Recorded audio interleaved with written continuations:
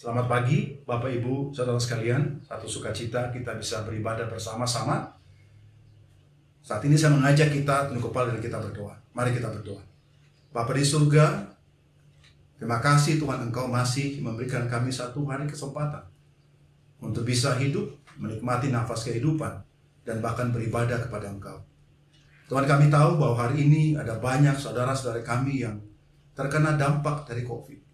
Entah itu kena penyakitnya, atau bahkan kehilangan orang-orang yang kita kasihi oleh karena pandemi COVID ini.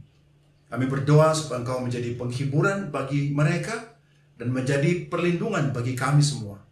Dan biarlah semakin hari kami semakin mengenal Engkau. Biarlah juga firman Tuhan di pagi hari ini bisa membantu kami dan membuat kami bisa memahami Engkau lebih dalam lagi.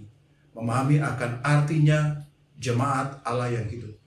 Serta hamba-Mu yang berbicara, dalam nama Yesus kami berdoa dan mengucap syukur. Amin.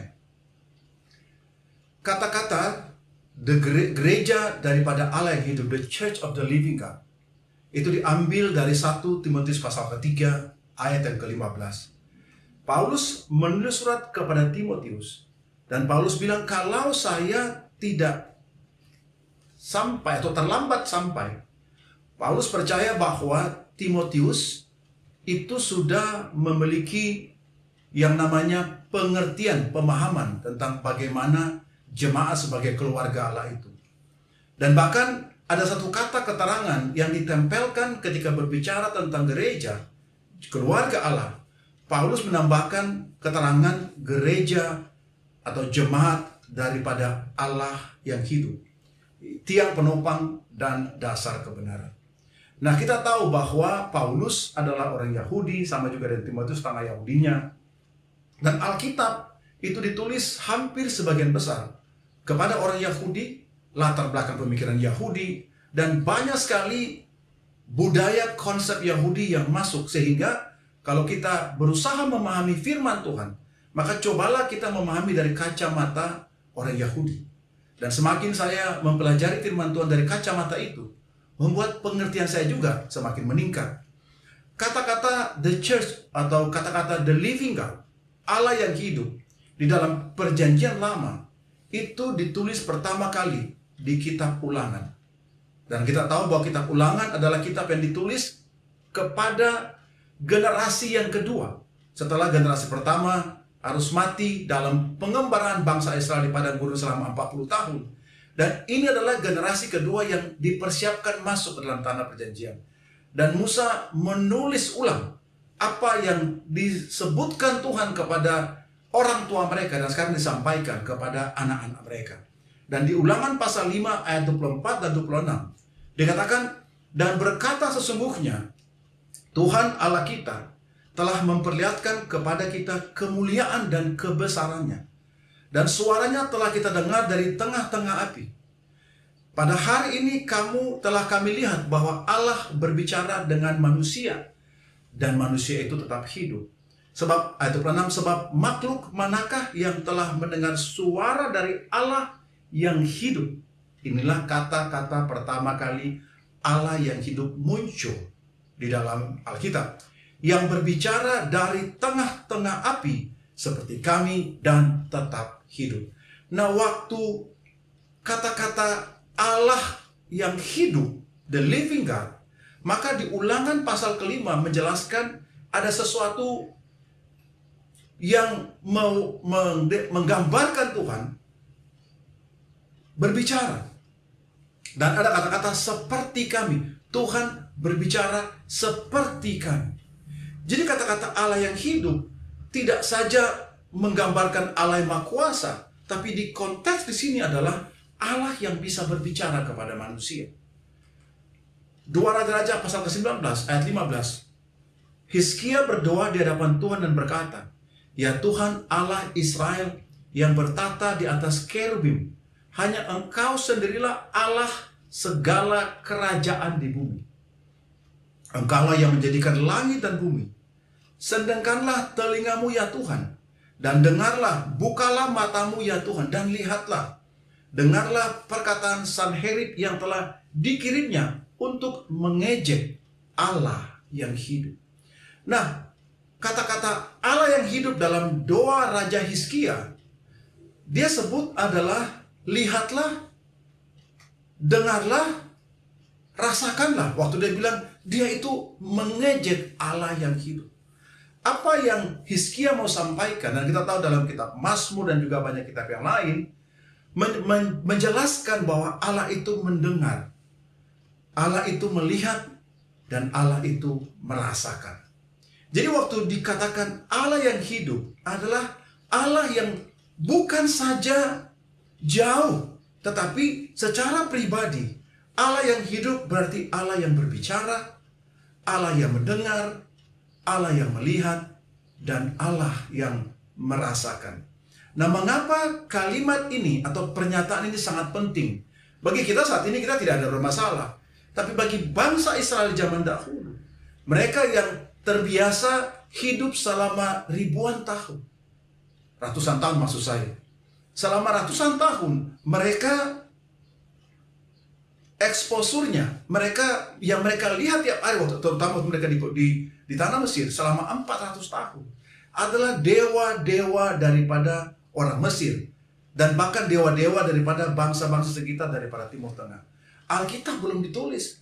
Tidak ada hukum yang ditulis atau diucapkan, disampaikan secara tertulis yang kemudian membuat mereka bisa punya pegangan. Jadi karena itu membuat mereka keluar dari pemahaman bahwa Allah yang dimiliki atau ilah yang dimiliki oleh bangsa-bangsa lain itu tidak bisa bicara, tidak bisa melihat, tidak bisa mendengar, apalagi merasakan. Sebaliknya Allah yang benar ini, yang tidak sama dengan Allah-Allah yang disembah oleh bangsa lain, inilah adalah Allah yang bisa berbicara, bisa melihat, bisa mendengar, dan bahkan bisa merasakan. Jadi Alkitab mencoba menggambarkan kata-kata Allah yang hidup itu sebagai satu pribadi yang bisa melihat, bisa merasakan, bisa berbicara, dan bisa mendengar. Hari ini Bapak Ibu saudara sekalian, kita berada di tengah-tengah pandemik COVID seperti begini. Dan saya tahu bahwa ada banyak di antara kita juga, ada beberapa bahkan di antara kita juga yang kehilangan orang-orang kita kasih. Kehilangan teman-teman kita, kehilangan keluarga kita, kehilangan orang-orang yang mungkin kita merasa dekat dengan dalam kehidupan mereka. Dan saya percaya bahwa kesedihan kita, Alkitab mau bilang bahwa Tuhan itu juga merasakan. Tapi yang saya mau bicara hari ini bukan bicara tentang masalah itu, tapi saya bicara bagaimana hubungan Allah yang bisa melihat, Allah yang bisa berbicara, Allah yang bisa mendengar, dan Allah yang bisa merasakan, the living God itu dalam hubungan dengan gereja. Yang kedua yang menarik kalau kita pelajari, kemudian ada muncul kata-kata anak Allah yang hidup yang direferensikan kepada Kristus. Matius 16. Ketika Yesus bertanya kepada murid-muridnya, orang-orang bicara kepada saya siapa sih? Kemudian mereka bilang, oh, ada yang bilang engkau Yohanes Pembaptis, ada yang juga bilang Elia, ada juga bilang Jeremia, ada juga bilang seperti nabi-nabi yang lain. Tapi Yesus memberikan pertanyaan pribadi, menurut kamu sendiri, siapa aku ini? Kemudian Simon Petrus menjawab, engkau adalah Mesias, anak Allah yang hidup. Nah sekarang kata-kata Allah yang hidup itu ditambahkan kata-kata anak, anak Allah yang hidup. Jadi maksudnya adalah berarti Allah yang hidup itu, yang mendengar, berbicara, merasakan, melihat itu, sekarang muncul dalam satu pribadi, yaitu anak, yaitu Kristus, di mana apa yang Yesus lihat, apa yang Yesus rasakan, apa yang Yesus ucapkan, apa yang Yesus dengar, itu setara dengan Allah yang tadi itu. Jadi Allah yang hidup tadi itu sekarang menjadi manusia, di mana sekarang manusia bisa melihat secara langsung Allah yang hidup itu berbicara kepada mereka, dan apa yang Yesus ucapkan adalah setara dengan firman, karena dia adalah Allah. Apa yang dia lihat, apa yang dia dengar, dan apa yang dia rasakan, itu setara dengan Allah yang hidup itu sendiri. Yang berikut, hal yang menarik yang ketiga, Di Roma pasal 9 ayat 25 dan 26. Seperti yang difirmankannya juga dalam kitab Nabi Hosea. Yang bukan umatku akan kusebut umatku. Dan yang bukan kekasihku, kekasih. Dan tempat di mana akan dikatakan kepada mereka, kamu ini bukanlah umatku. Di sana akan dikatakan kepada mereka, anak-anak Allah yang hidup. Nah, yang menarik yang ketiga adalah sekarang jemaat disebut sebagai anak-anak Allah yang hidup.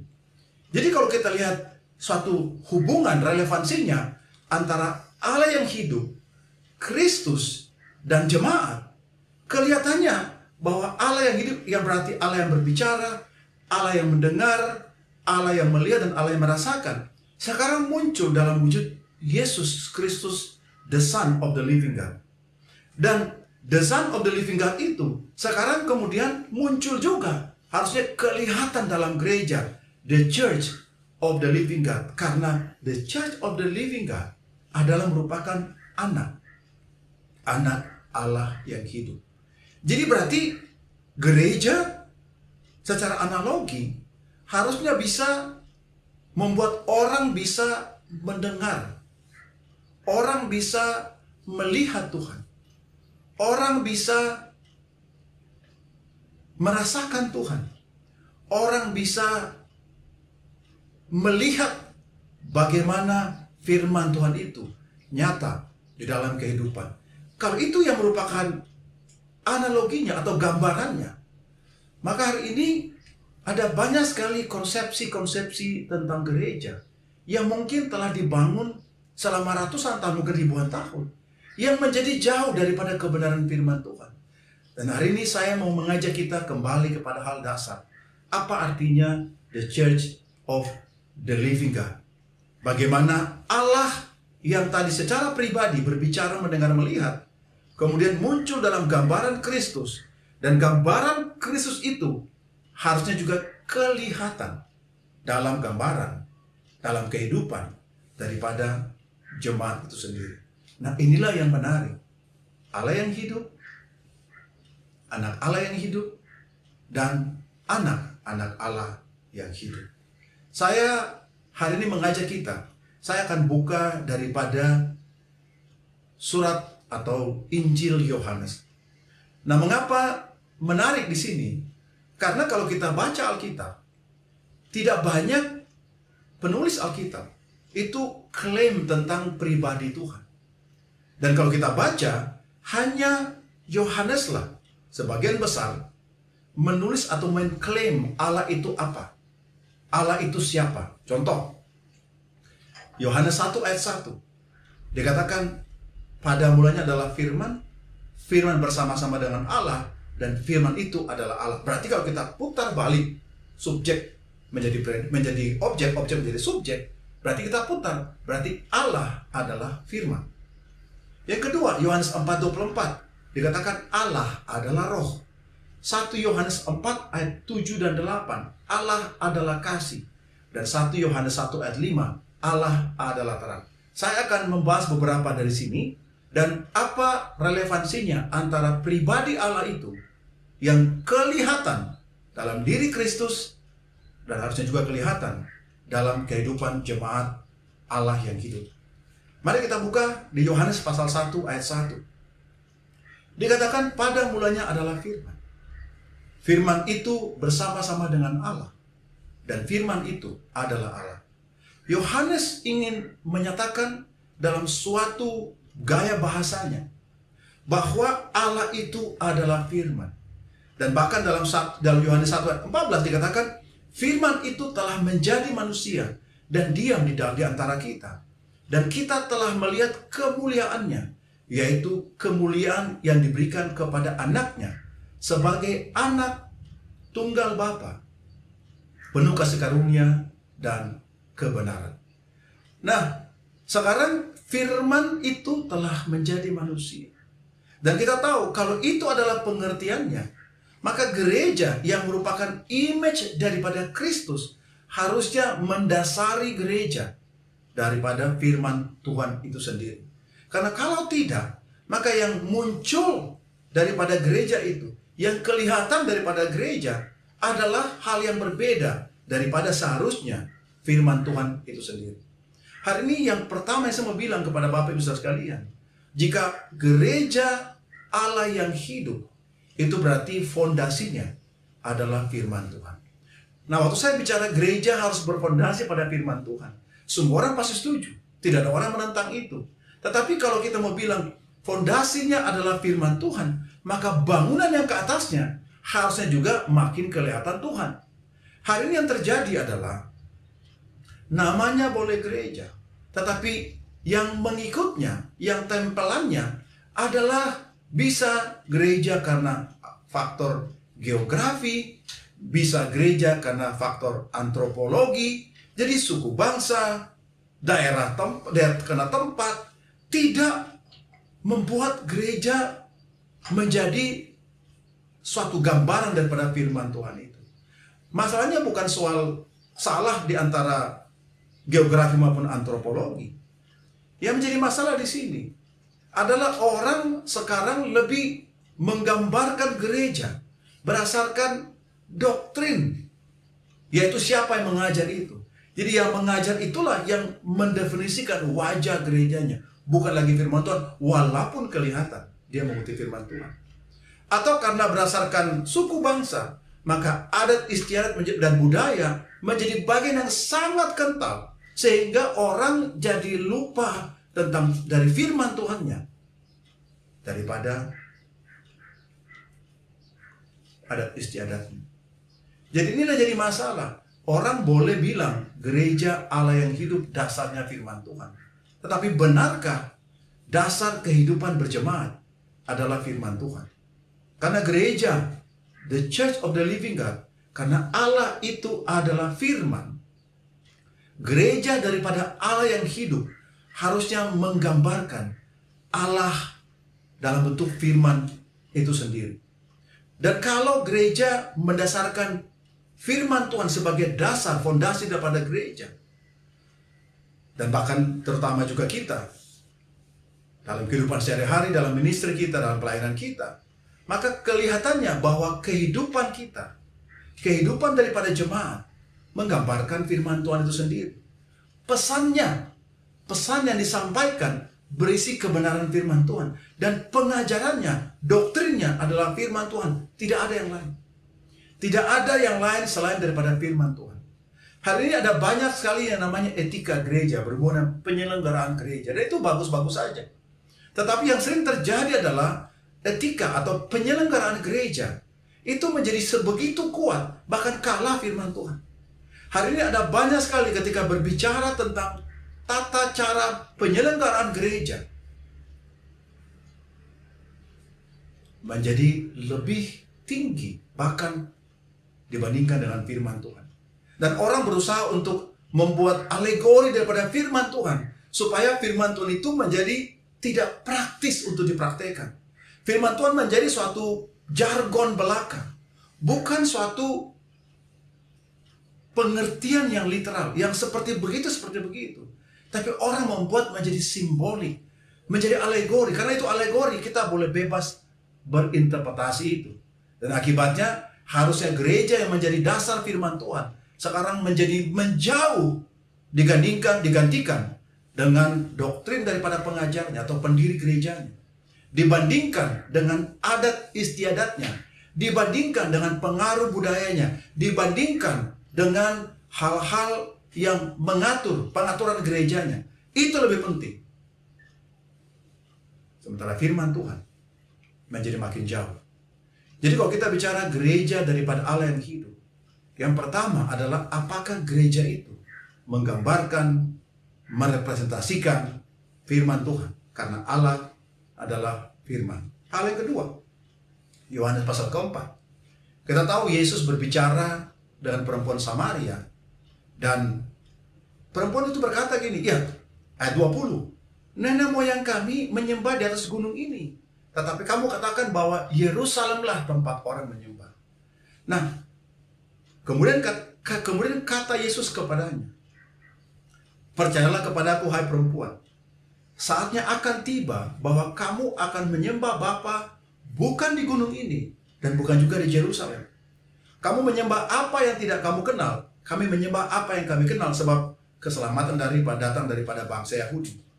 Tetapi saatnya akan datang dan sudah tiba sekarang, bahwa penyembah-penyembah benar akan menyembah dalam roh dan kebenaran. Sebab Bapa menghendaki penyembah-penyembah demikian. Allah itu roh. Barang siapa menyembah Dia, haruslah menyembahnya dalam roh dan kebenaran. Nah, ayat ini juga adalah ayat yang sering disalahartikan oleh orang. Waktu Alkitab berkata menyembah dalam roh dan kebenaran, interpretasi orang adalah, oh berarti saya harus bisa berbahasa roh. Karena dengan berbahasa roh itu saya bisa menyembah, saya adalah the true worshippers. Tetapi kalau kita baca ayat ini, Yesus tidak berbicara dalam konteks bahasa roh. Dia lagi bilang konteks lokasi. Perempuan Samaria dan orang Samaria merasa bahwa ya kami menyembah Tuhan kami di daerah Samaria, dan itu tidak ada masalah, itulah benar. Orang Israel merasa bahwa itu tidak betul. Yerusalem adalah tempat penyembahan. Dan makanya kemudian menjadi perdebatan atau perselisihan antara Israel dengan Samaria. Yesus mau bilang begini, bahwa nanti dan sudah tiba saatnya waktu Dia berbicara, menyembah Tuhan bukan lagi diukur oleh tempat. Menyembah Tuhan bukan lagi diukur oleh lokasi, tapi menyembah Tuhan haruslah dalam roh dan kebenaran, in spirit and in truth. Nah, kalau kita bicara begini, kelihatannya, oh ya memang betul. Tetapi apa yang mau disampaikan oleh Tuhan yang kemudian menjadi miskonsepsi gereja pada modern ini, zaman modern ini adalah tempat. Hari ini Yesus sendiri bilang bahwa orang menyembah Tuhan tidak tergantung daripada tempat. Justru Dia bilang penyembah yang benar itu adalah dengan spirit and truth, roh dan dalam kebenaran. Sekarang orang lebih kembali kepada pengertian yang dahulu, bahwa kalau kita membangun gedung gereja dengan megah, Tuhan akan dipermuliakan. Jadi kalau kita mau menyembah Tuhan, datang ke gereja. Dan kita tahu ini menjadi masalah. Orang atau gereja menghabiskan banyak uang untuk membangun gedung gereja. Saya tidak bilang gedung gereja salah. Saya bilang adalah kalau rohani, spirit, dan kebenaran, truth itu tidak difokuskan, maka hari ini worship di tempat tidak ada gunanya. Dan hari ini kita bisa lihat banyak sekali daerah-daerah yang mayoritasnya Kristen yang membangun gereja. Bisa 50 meter atau 100 meter ada gereja lagi, dan begitu banyak gereja, tapi spirit and truth-nya tidak ada. Hari ini banyak gereja-gereja yang sudah menjadi gedung yang mati, yang kosong. Karena orang salah melihat pemikiran tentang gereja itu sendiri. Orang melihat tempat gedung ibadah sebagai tempat suci, sementara tidak begitu maksudnya. Suci itu adalah hidupnya, bukan tempatnya. Dalam Kisah Rasul 17, bahkan waktu Paulus mencoba membereskan pemikiran orang Yunani tentang Tuhan, tentang Allah, dia bilang Allah itu tidak diam dalam rumah-rumah ibadat buatan tangan manusia. Jadi kalau Tuhan tidak tinggal dalam rumah-rumah ibadat buatan tangan manusia, mengapa hari ini orang merasa bahwa kalau tidak beribadah di tempat ibadah kurang suci? Kalau tidak berdoa di gedung gereja tidak suci, atau tidak, Tuhan tidak dengar doanya. Kayak Tuhan ada di sana dan bicara langsung, Tuhan bisa dengar di sana. Padahal bukan begitu. Menyembah Tuhan tidak ada hubungan dengan tempat, tidak ada hubungan dengan gedung, tetapi dalam roh dan dalam kebenaran. Gereja yang benar adalah gereja yang menampilkan, kalau tadi menampilkan firman Tuhan, sekarang gereja yang menampilkan roh dan kebenaran. Orang tidak lihat lagi gedung gereja sebagai gereja. Hari ini kalau kita Google ketika kata-kata gereja, maka pasti yang muncul adalah gedung gereja. Sementara kalau kita lihat Alkitab bilang itu tidak. Jadi dunia telah berubah daripada gereja yang tadinya adalah spirit dan truth, sekarang menjadi gedung. Dan akibatnya orang bersikap lebih sopan ketika ke gereja. Orang bersikap lebih rohani ketika ke gereja. Tetapi ketika tidak dalam gedung gereja, menjadi berbeda.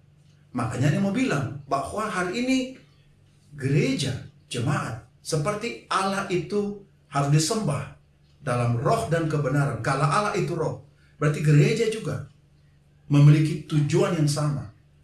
Membentuk worshiper in spirit and in truth.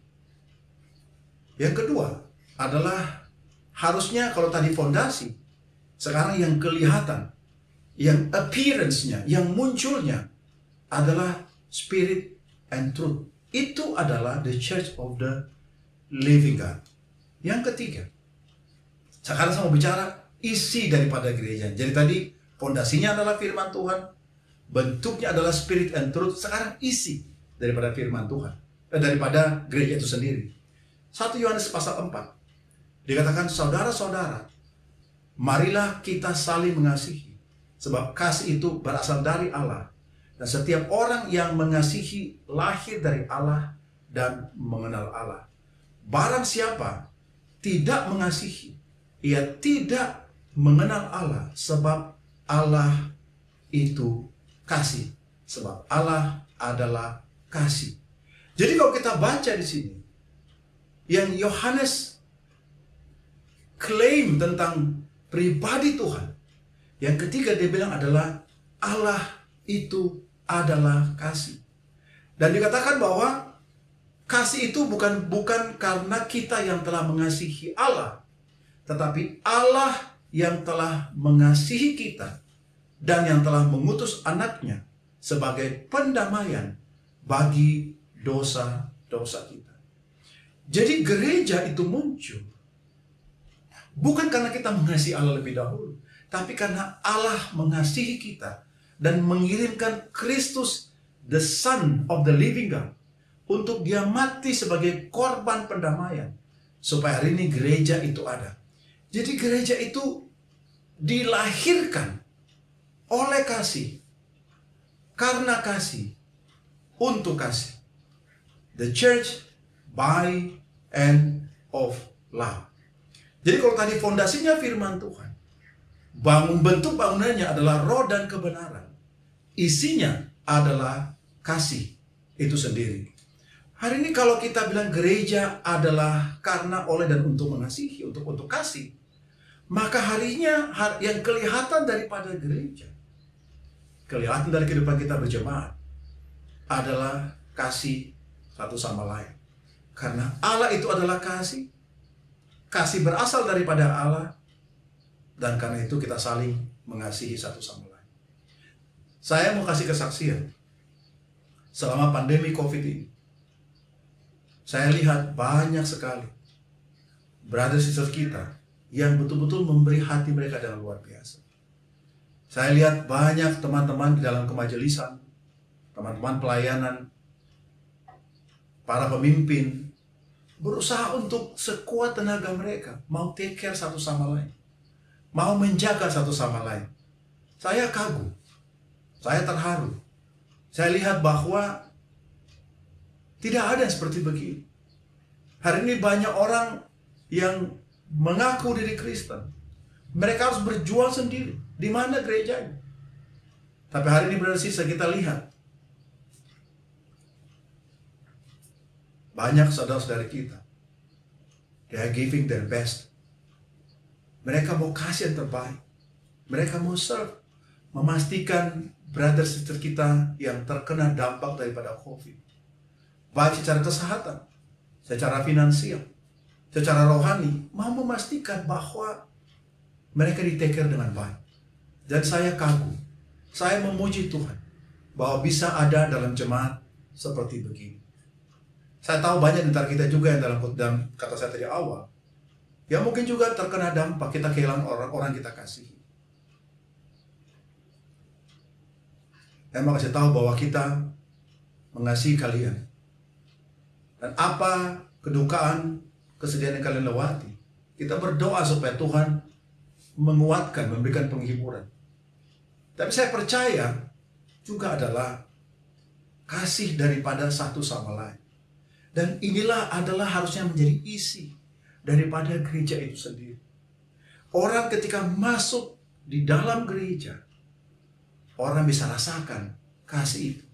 Maka Tuhan bilang, dengan mengasihilah, dunia akan tahu kamu adalah benar-benar murid saya. Fondasinya adalah firman Tuhan. Bangunannya adalah spirit and truth. Isinya adalah kasih itu sendiri. Hari ini Bapak Ibu Saudara sekalian, the Church of the Living God, kita tahu bahwa harusnya kemudian menjadi gambaran daripada gereja. Allah adalah firman, Allah adalah roh, Allah adalah kasih. Maka kita tahu bahwa gambaran the Church of the Living God itu muncul juga dalam gambaran daripada Yesus Kristus itu sendiri. Dan kita tahu bahwa semua yang Tuhan punya, kepenuhannya dalam Kristus. Masalahnya adalah, apakah gereja yang benar, apakah gereja itu sendiri menggambarkan the living God, the image of Christ, dan itu kelihatan dalam gereja. Allah adalah kasih. Karena itu kemudian gereja harus dibangun, berisi, dibuat daripada kasih. Allah adalah roh. Karena itu yang kelihatan daripada gereja bukan gedungnya, tetapi yang kelihatan adalah roh dan kebenaran. Allah adalah firman, maka fondasi daripada gereja haruslah dibangun atas dasar firman Tuhan. Semoga kita bisa bertumbuh dalam pengenalan akan Tuhan, dan kata-kata the Church of the Living God bukan cuma suatu semboyan yang enak didengar oleh telinga, tetapi merupakan suatu pernyataan Tuhan yang kelihatan dalam kehidupan jemaat. Ketika jemaat didasarkan oleh firman Tuhan, ketika jemaat berisi roh dan kebenaran, ketika jemaat didasarkan atas kasih kepada Allah dan kasih kepada satu sama lain. Saya berdoa semoga Tuhan yang dipermuliakan. Amin. Tuhan memberkati kita. Mari kita berdoa. Bapa yang baik, Tuhan terima kasih untuk firman Engkau di pagi hari ini. Kami berdoa supaya hati kami terus bisa bertumbuh dan berubah. Dan supaya firman Tuhan yang kami dengarkan bisa merefresh hati kami, meneguhkan hati kami, membuat kami makin yakin akan kebenaran dan jemaat yang Engkau berikan dalam kehidupan kami. Ajari kami untuk menjadi orang-orang yang mendasari hidup kami berdasarkan firman Engkau. Ajari kami untuk menjadi orang-orang yang dipenuhi dengan spirit and truth dan menyembah Engkau dalam spirit and truth. Dan ajari kami juga menjadi orang yang dibangun atas kasih dan hidup atas dasar kasih untuk mengasihi Engkau dan satu sama lain. Terima kasih Bapa. Dalam nama Yesus kami berdoa dan mengucap syukur. Amin.